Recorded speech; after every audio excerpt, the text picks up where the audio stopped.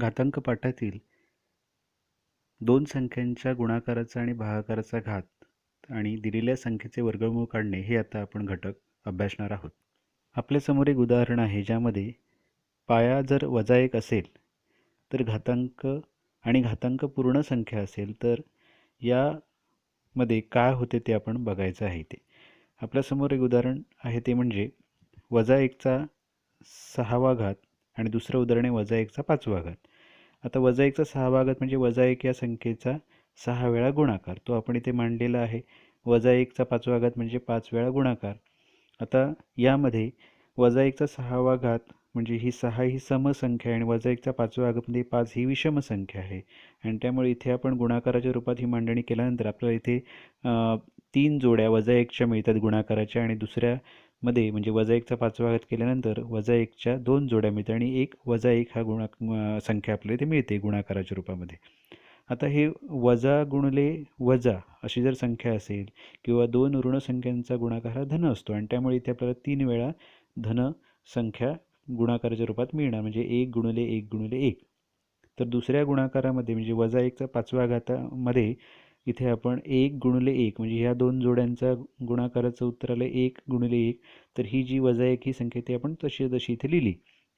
म्हणजे इथे 3 पैकी एक संख्या ही ऋण आहे आणि त्यामुळे उत्तर आपल्याला ऋण मिळणार. इथे 1 गुणिले 1 गुणिले ऋण 1 बरोबर ऋण 1 असं उत्तर आपल्याला इथे मिळेल. तर पहिल्या उत्तरामध्ये आपल्याला 1 ही धनसंख्या मिळालेली आहे.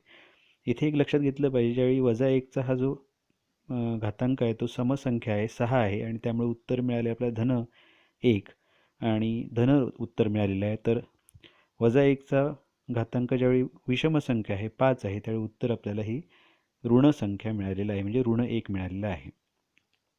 यापुढे जाऊन दोन संख्यांच्या गुणाकाराचा आणि भागाकाराचा घात हा आपण इथे एक नियम पडताळणार आहोत. त्यामध्ये आपल्याला एक उदाहरण बघूया.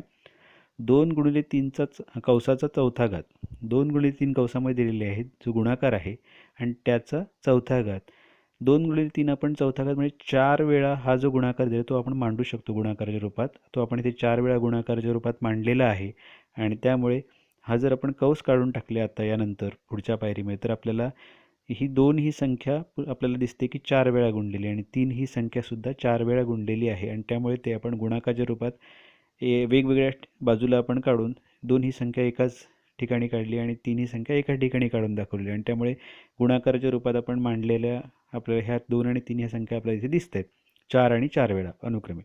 आता तोच जो गुणाकाराचं जे हे रूप आहे ते आपण घातांक रूपात लिहू शकतो म्हणजे 2चा चौथा घात इथे आपण बघू शकतो 2 गुणिले 2 गुणिले 2 गुणिले 2 म्हणजे 4 वेळा 2चा गुणाकार केलेला आहे त्यामुळे 2चा चौथा घात आणि 3 ही संख्या 4 वेळा गुणलेली आहे त्यामुळे 3चा चौथा घात. त्यामुळे उत्तर इथे लिहू शकतो आपण 2चा चौथा घात गुणिले 3चा चौथा घात म्हणजे हा जो गुणाकार जो दिलेला आहे 2 गुणिले 3चा चौथा घात असं दिलेलं आहे. याचा अर्थ ही जी घातांक ही संख्या आहे ती त्यातील प्रत्येक पदाचा घातांक आपण इथे रूपात मांडू शकतो म्हणजे 2चा चौथा घात गुणिले 3चा चौथा घात. पुढे आपण भागाकाराचं एक उदाहरण इथे दिलेलं आहे ते आपण बघूया. यामध्ये 4/5 किंवा 4/5 कौसाचा तिसरा घात. कौसाचा तिसरा भाग म्हणजे हा जो कौसामध्ये जी संख्या दिलेली आहे जी राशी दिलेली आहे किंवा जे पद दिलेले आहे त्याचा आपण 3 वेळा गुणाकार करायचा आहे. त्यामुळे 4/5 गुणिले 4/5 गुणिले 4/5 आणि या तिन्ही अपूर्णांक किंवा जे अंश आणि छेदाच्या रूपामध्ये जी संख्या दिलेली आहे त्यांचा गुणाकार दिलेला असल्यामुळे इथे अंशांचा आपण गुणाकार करू शकतो आणि त्याच्या खाली भागले आपण ह्या छेदांचा गुणाकार लिहू शकतो आणि त्यामुळे 4 गुणिले 4 गुणिले 4 छेद 5 गुणिले 5 गुणिले 5. आता 4 ही संख्या 3 वेळा गुणलेली आहे त्यामुळे 4चा तिसरा घात असं आपण त्याचं घातांकित रूप लिहू शकतो आणि 5 ही संख्या त्याचं आपण घातांकित रूप 3 वेळा गुणाकार केल्यामुळे 5चा तिसरा घात असं आपण लिहू शकतो. त्यामुळे उत्तर आपल्याला इथे मिळालेलं आहे 4चा तिसरा घात भागिले 5चा तिसरा घात. आपण इथे बघू शकतो 4/5 कौसाचा तिसरा घात म्हणजे एखाद्या भागाकाराचा संपूर्ण भागाकाराचा आपण जेव्हा घात केला असेल तर तो जो घातांक दिला आहे तो त्यातील प्रत्येक अंश आणि छेद या दोघांचाही तो घातांक असतो आणि त्यामुळे 4चा तिसरा घात आणि 5चा तिसरा घात अशा प्रकारे या रूपामध्ये आपण तीच संख्या आपण इथे मांडू शकतो किंवा अशा प्रकारे आपण त्याचा वापर गणितामध्ये करू शकतो. नियम एक आपण इथे लक्षात आला तो म्हणजे ए आणि बी या जर शून्येतर परिमेय संख्या असतील आणि m ही जर पूर्णांक संख्या असेल तर गुणाकार करत असताना a गुणिले b कंसाचा m वा घात याचाच अर्थ a चा m वा घात गुणिले b चा m वा घात असा होतो. दुसरा भागाकाराच्या वेळी a भागिले b कंसाचा m वा घात असेल तर a चा m वा घात भागिले b चा m वा घात अशा प्रकारे आपण तेच संख्या आपण घेऊ शकतो किंवा अशा प्रकारे त्याचा आपण गणितामध्ये वापर करू शकतो. आता घातांकित संख्येचा घात त्यामध्ये आपल्याला काही उदाहरणं आपण बघणार आहोत. इथे आपण पाहू शकतो a चा m वा घात आणि कंसाचा n वा घात असं आपण इथे घातांकित संख्येचा पुन्हा घातांक इथे दिलेला आहे. तर अशा संख्यांच्या बाबतीमध्ये आपल्याला थोडंसं जाणून घेऊया. उदाहरण इथे दिलेलं आहे 5चा दुसरा घात आणि त्या संख्येचा पुन्हा तिसरा घात इथे आपल्याला दिलेला आहे. 5चा दुसरा घातचा तिसरा घात. 5चा दुसरा घात म्हणजे 5चा वर्ग जो आहे त्याचा 3 वेळा सुरुवातीला आपण गुणाकार करून घेऊया. 5चा वर्ग गुणिले 5चा वर्ग गुणिले 5चा वर्ग.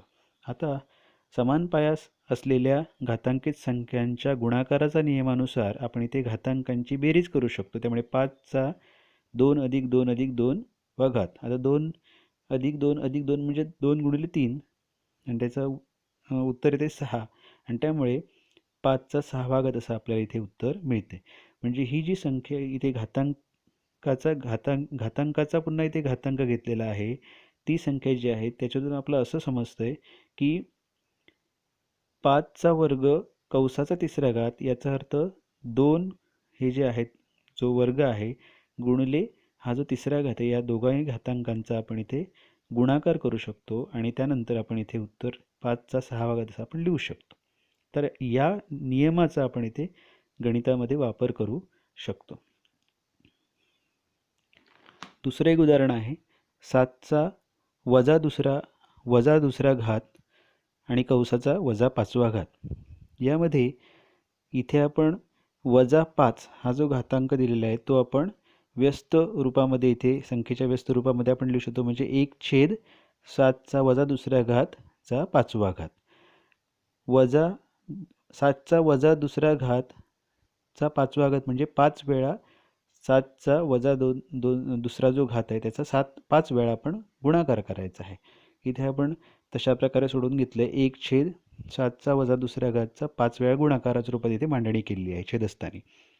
आता समान पाया असलेल्या संख्यांचा गुणाकाराच्या नियमानुसार इथे आपण 7चा वजा 2 गुणिले 5 म्हणजेच काय तर वजा 2चा बेरीज करू शकतो आपण इथे. वजा 2 वजा 2 वजा 2 वजा 2 वजा 2 म्हणजे ह्या वजा 2 ह्या संख्या असल्यामुळे त्यांची जर आपण बेरीज केली तर आपल्याला त्यांची बेरीज होईल आणि चिन्ह मात्र इथे वजा येईल. त्यामुळे 7चा वजा 2 गुणिले 5वा घात म्हणजेच 7चा वजा 10वा घात बरोबर 7चा 10वा घात. तिथे आपण व्यस्त रूपामध्ये याची मांडणी करून घेते. त्यामुळे 1/7चा वजा 10वा घात म्हणजेच 7चा 10वा घात. अशा प्रकारे आता इथे आपल्याला असं लक्षात येते की ज्यावेळी घातांकित संख्येचा घात या स्वरूपामध्ये ती संख्या दिलेली असेल त्यावेळी दोन्ही घातांकांची गुणाकार इथे आपल्याला करावा लागतो आणि त्यामुळे आपण इथे सोप्या स्वरूपामध्ये आपण ती संख्या अशी लिहू शकतो. जर a ही शून्येतर परिमेय संख्या आणि m आणि n या पूर्णांक संख्या असतील तर a चा m वा घात चा n वा घात अशी जर त्या घातांकित संख्येची मांडणी असेल तर आपण त्याला सोपं रूप देऊ शकतो. ते अशा प्रकारे ते म्हणजे a चा m वा घात गुणिले n वा घात म्हणजे घातांकांचा इथे काय होतं दोन्ही गुणाकार होतो आणि त्यामुळे आपण ती संख्या अशा प्रकारे सोप्या स्वरूपामध्ये लिहू शकतो. तो म्हणजे a चा m आणि n गुणिले n वा घात.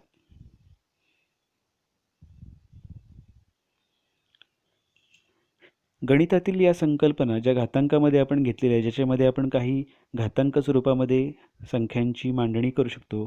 हे जे घातांक स्वरूपामध्ये मांडणी जी आहे ती आपल्याला विज्ञान आणि भूगोल किंवा खगोलशास्त्र यामध्ये सुद्धा आपण वापरतो. समोर आपल्या काही उदाहरणं दिलेली आहेत ज्यामध्ये पृथ्वी आणि चंद्र यातील अंतर हे इथे दिलेलं आहे. आता पृथ्वी आणि चंद्र यातील अंतर जे आहे त्याच्यामध्ये आपल्याला शून्य किती वेळा दिसत आहेत तर 3, 2, 5 आणि 6 वेळा इथे शून्य आलेले आहेत. म्हणजे 10चा घातांक वापरून हे आपण अंतर लिहू शकतो. तर ते कशा प्रकारे लिहू शकतो तर बघा, ही जी संख्या आहे त्यामध्ये जेवढे शून्य आहेत तेवढे शून्य जे आहेत ते शून्य आपण यामध्ये काउंट करतो किंवा मोजायचे आहेत, आणि ते शून्य 3, 8, 4 या संख्येनंतर आलेले शून्य आपण गुणिले 10 लिहून आपण त्या 10च्या शून्याच्या किंवा 10च्या वर तेवढे घातांक आपण लिहू शकतो.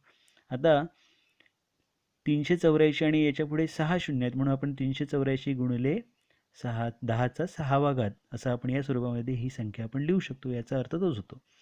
परंतु प्रमाणित रूपामध्ये लिहिताना आपण असं लक्षात घेतलं पाहिजे की कोणतीही खूप मोठी संख्या अथवा खूप लहान संख्या लिहिताना एक अंकी पूर्णांक असलेली दशांश अपूर्णांकी संख्या आणि त्याचा 10चा योग्य घात या गुणाकार स्वरूपामध्ये ते लिहितात. यालाच संख्येचे प्रमाणित रूप असे म्हणतात. म्हणून हे केव्हाही आपण ते संख्या ज्यावेळी लिहायची असते त्यावेळी ती प्रमाणित रूपामध्ये आपल्याला ती लिहावी लागते. आणि त्या 3.84ला 100ने गुणतो त्यावेळी हे आपल्याला उत्तर मिळते 384. म्हणजे इथे आपल्याला अजून 100ची इथे गुणाकार इथे करावा लागतो, आणि त्यामुळे 10चा 6वा घातचा इथे आपल्याला 10चा 8वा घात मिळतोय. आता ऑक्सिजन विज्ञानमध्ये ऑक्सिजनच्या अणूचा व्यास मिलीमीटरमध्ये दिलेला आहे बघा खाली. तर यामध्ये आपल्याला हा जो व्यास आहे तो आपण 10चा घातांक वापरून कशा प्रकारे लिहू शकतो. जेवढी आपण इथे त्याची किंमत आहे तीच किंमत न बदलता आपण ती घातांक स्वरूपामध्ये आपण लिहू शकतो. तर सूर्याचा व्यास हा सुद्धा आपण घातांक रूपामध्ये लिहू शकतो. त्यानंतर प्रकाशाचा वेग ही काही उदाहरणं दिलेली आहेत ते आपण घातांक स्वरूपामध्ये लिहू शकतो. दिलेल्या संख्येचे वर्गमूळ काढणे. वर्गमूळ काढत असताना आपण इथे काही उदाहरणं घेऊया. 3 गुणिले 3 म्हणजेच काय, तर 3चा वर्ग बरोबर 9. आता 3चा वर्ग 9 आहे हे यावरून आपल्याला समजले. आता ही जी माहिती आहे 3चा वर्ग 9 ही जी माहिती आहे ती 9चे वर्गमूळ 3 आहे अशा रूपात सुद्धा लिहिता येते. 3चा वर्ग 9 आहे आणि 9 हा 3 हे 9चे वर्गमूळ आहे असं सुद्धा त्या रूपामध्ये आपण लिहू शकतो. तर वर्गमूळासाठी आपण ही खूण वापरतो आणि वर्गमूळ काढत असताना 9चं वर्गमूळ असं जेव्हा आपल्याला लिहायचं असेल त्यावेळी आपण अशा प्रकारे लिहितो 9चे वर्गमूळ, आणि 9चे वर्गमूळ बरोबर 3 असं आपण या स्वरूपामध्ये त्याचं वर्गमूळ लिहू शकतो. दिलेल्या संख्येचे अवयव पद्धतीने वर्गमूळ काढणे ही दुसरी पद्धत आपण इथे बघूया. उदाहरण इथे 144चे वर्गमूळ काढा असं म्हटलेलं आहे. वर्गमूळ काढत असताना 144 या संख्येचे आपण अवयव पाडलेले आहेत आणि अवयव आपल्याला इथे मिळालेले दिसत आहेत. जे प्रकारे अवयव आहेत त्यांच्या आपण इथे जोड्या, समान अवयवांच्या आपण जोड्या केलेल्या आहेत. 2 गुणिले 2 2 सामायिक अवयव आपण जे म्हणतोय त्यांच्या जोड्या केलेल्या आहेत. 2 गुणिले 2 2 गुणिले 2 आणि 3 गुणिले 3. आता मिळालेल्या अवयवांमध्ये जे समान अवयवांच्या जोड्या तयार केलेल्या आहेत त्यातील प्रत्येक जोडीतील एक अवयव आपण घ्यायचा आहे आणि त्यांचा गुणाकार करायचा आहे. आता या एक जोडीमधली 2 इथे लिहिली, दुसऱ्या 2 गुणिले 2 या जोडीतील आपण इथे 2 लिहिलेत आणि या सामायिक जोडीतील आपण 1 म्हणजे संख्यामध्ये 3 आपण इथे लिहिलेत. त्यांचा गुणाकार करायचा आहे म्हणजे आपल्याला या दिलेल्या संख्येचा आपल्याला वर्गमूळ मिळेल. 2 गुणिले 2 गुणिले 3 म्हणजेच 12 आणि त्यामुळे आपल्याला अतिशय सोप्या पद्धतीने अवयव पद्धतीने आपण अशा प्रकारे वर्गमूळ काढू शकतो. ती मांडणी आपण इथे केलेली आहे. वर्गमुळात 144 म्हणजे 144चे वर्गमूळ बरोबर 12.